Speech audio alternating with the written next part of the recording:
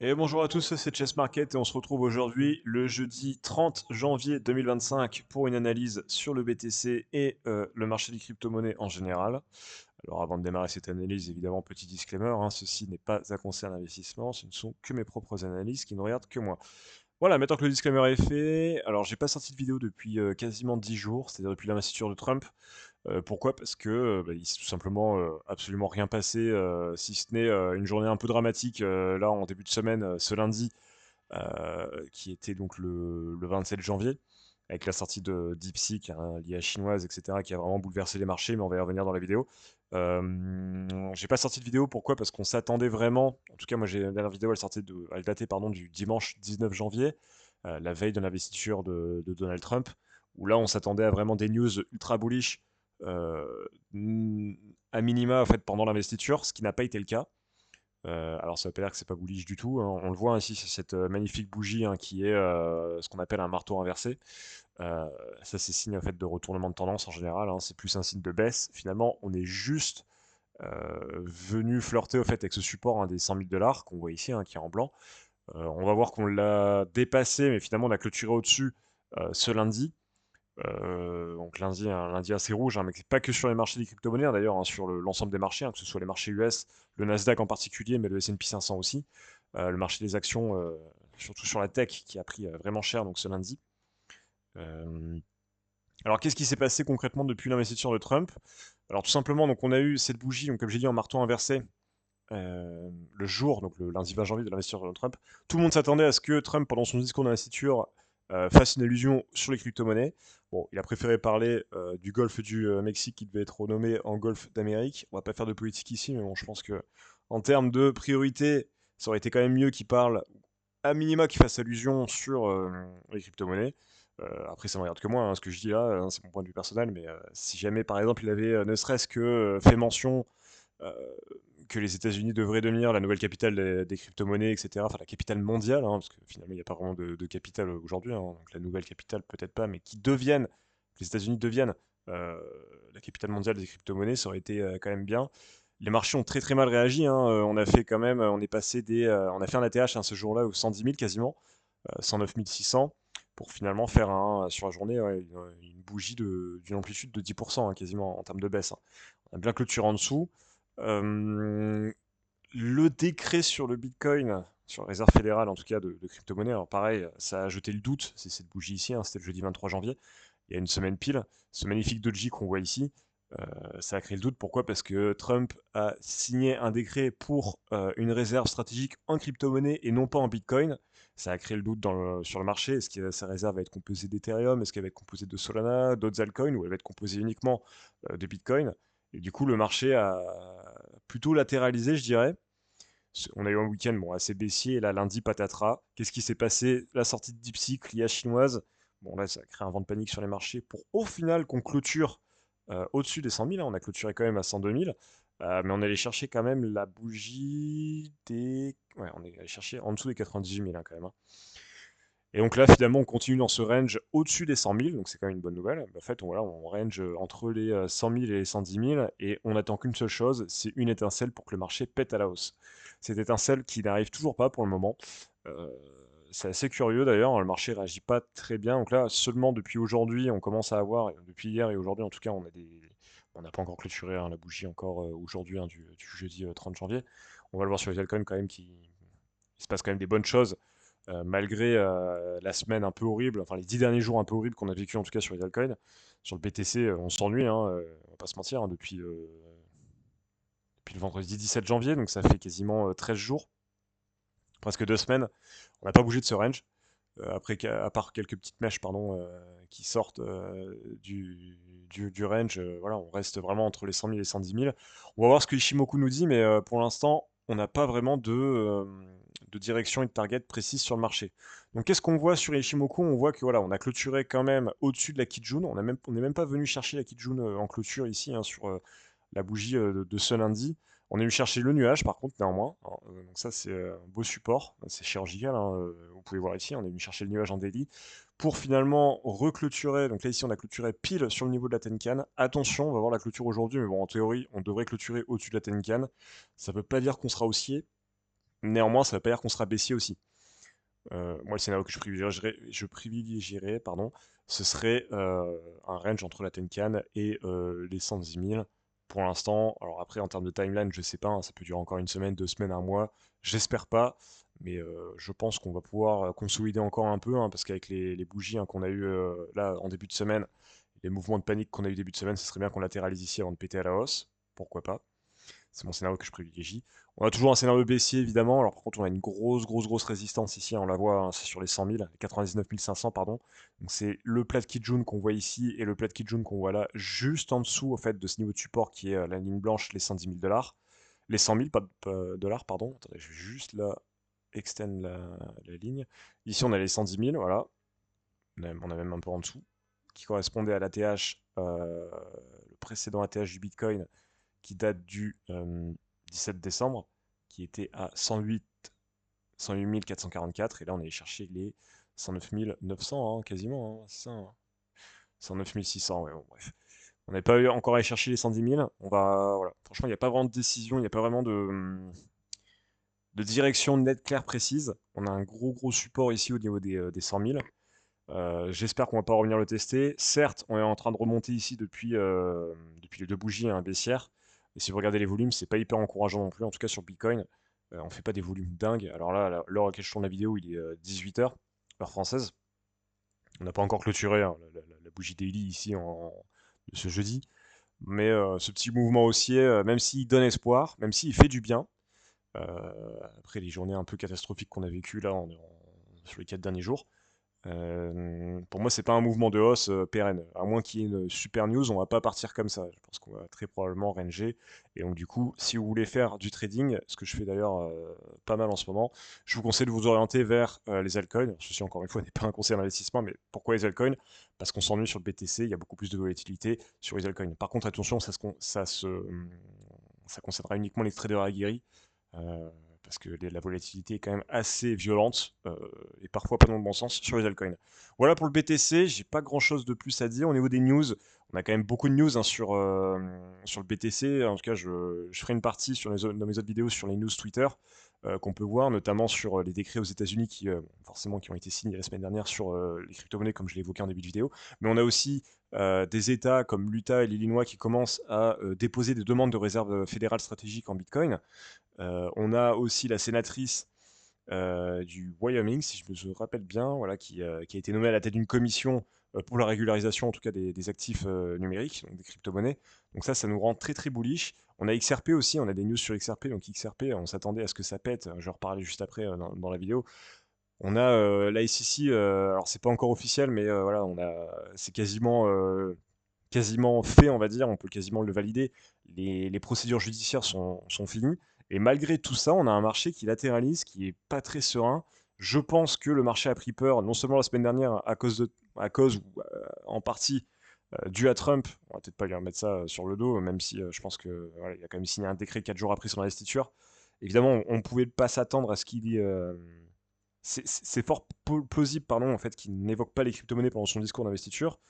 Il a signé un décret 4 jours après. Néanmoins, le marché a pris peur. Et là, avec lundi, on n'avait pas besoin de ça. La mauvaise nouvelle, la DeepSeek, l'IA chinoise, là, qui surperforme le ChatGPT, on n'avait vraiment pas besoin de ça, en fait, en ce moment. On avait besoin plus de confiance plutôt que d'incertitude et de doute. Et donc, du coup, là, en fait, ça va retarder, je pense, la phase haussière pendant au moins une semaine. Parce que là, on est jeudi soir et le week-end va arriver ouais, il arrive demain. Donc, je vois pas de gros mouvements à la hausse avant lundi prochain minimum.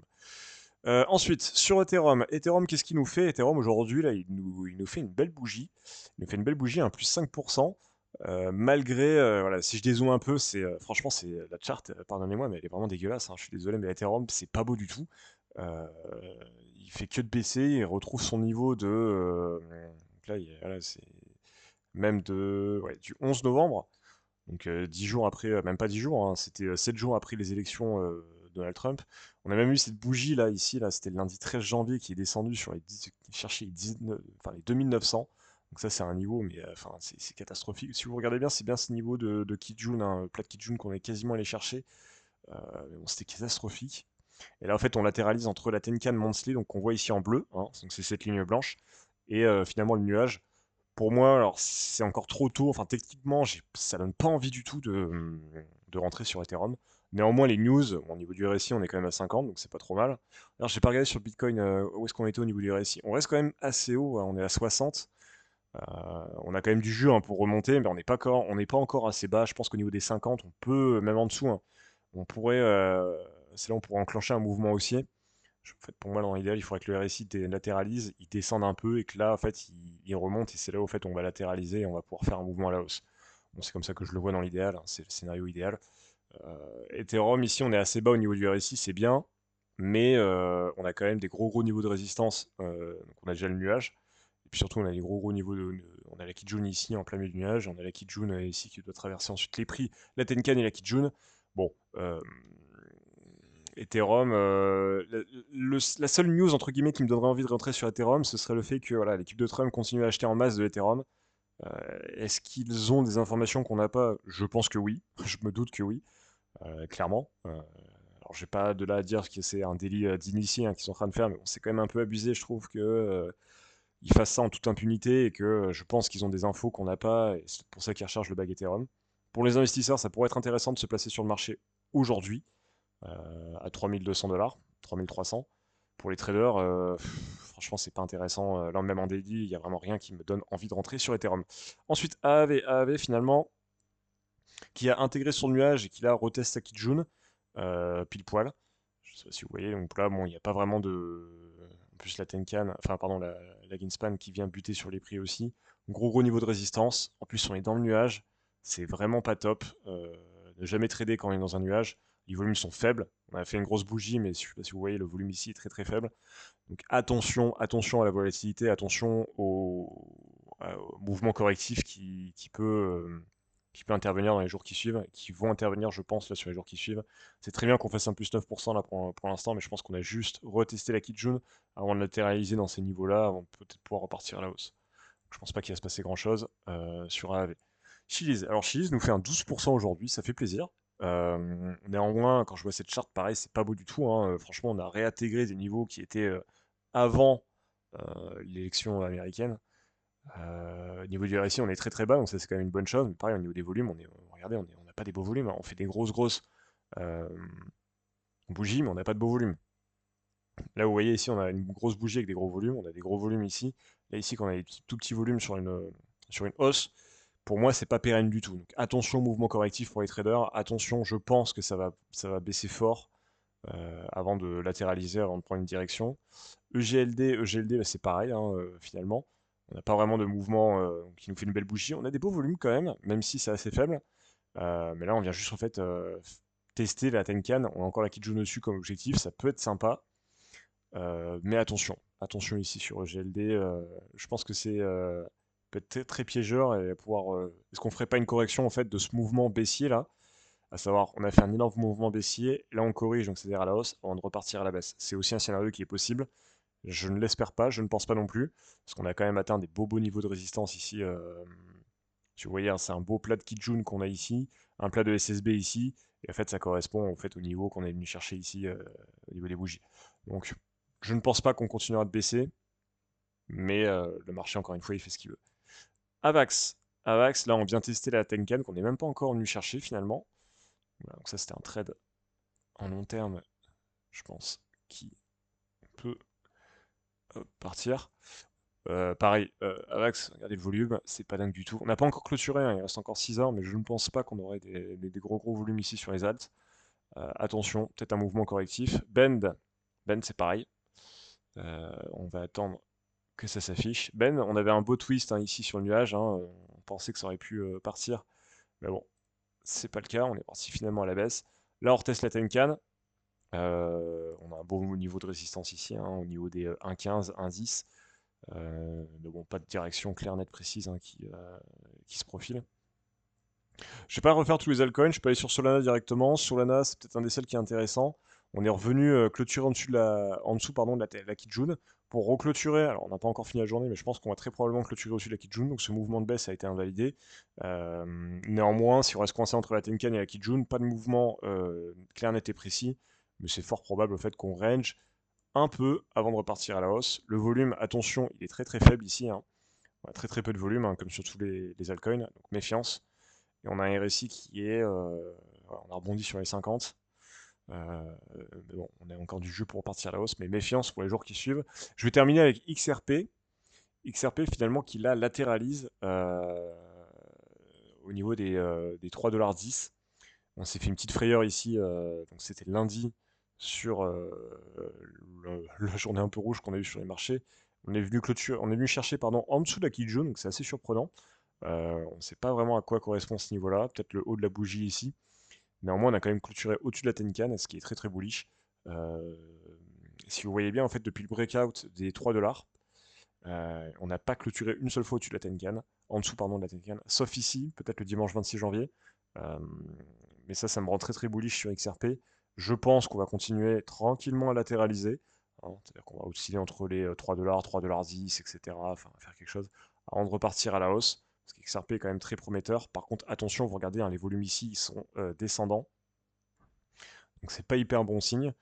Euh, Après, quand on voit ce qui se passe à l'écran, en fait, on n'a pas de direction précise, hein. On est clairement plat, on latéralise, même si on vient chercher des mèches, hein, à la baisse comme à la hausse. Avoir des volumes qui descendent sur un mouvement comme ça, tout à fait normal. Je pense que au niveau du RSI aussi, il faudrait qu'on dégonfle un peu, qu'on aille chercher les 50. Qu'on aille chercher les 50 du RSI, là, qu'on latéralise, hop, avant de repartir à... Attendez, je vais peut-être refaire. Qu'on latéralise un peu, hop, et qu'on reparte un peu à la hausse, hop, sur un mouvement aussi. Attention néanmoins, en daily, on le voit ici, on a quand même une belle divergence baissière. Si vous voyez ici, donc là c'était le triangle de compression. Attendez, je vais juste supprimer tout ça pour plus de lisibilité sur le graphique. Hop.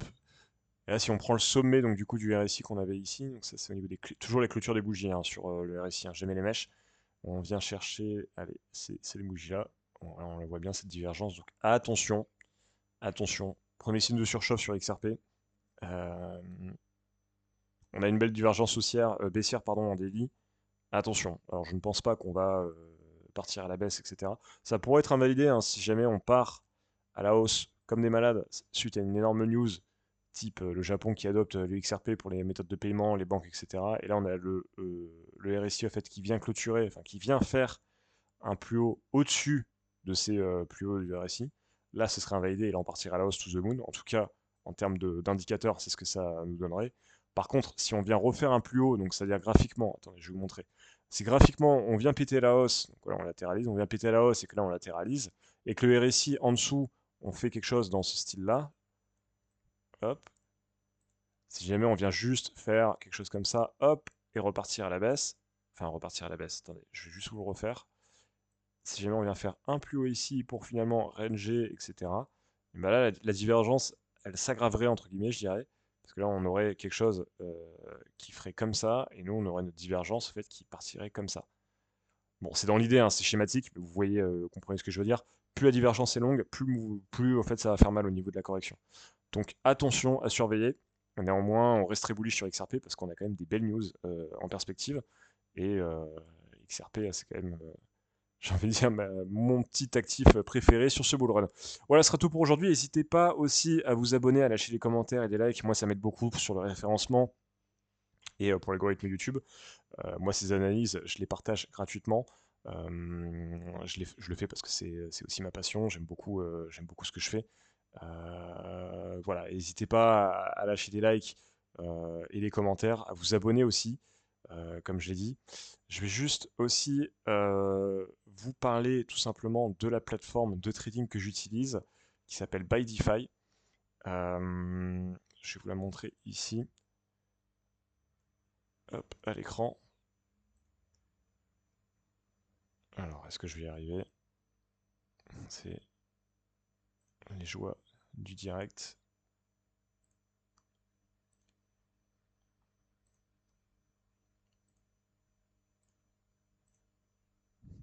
Voilà, donc ça c'est la plateforme de trading que j'utilise aujourd'hui.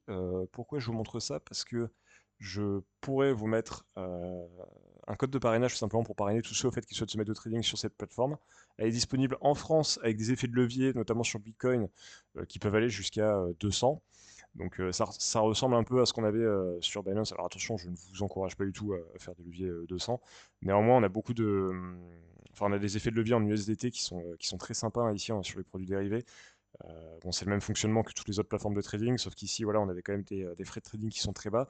Et également, je fais partie donc, sur cette plateforme des traders sur lesquels on peut faire du copy trading. Voilà, donc faisant partie des meilleurs traders, en tout cas français de la plateforme, je peux vous encourager. Donc je mettrai les liens en description de tout ça à finalement regarder mes trades.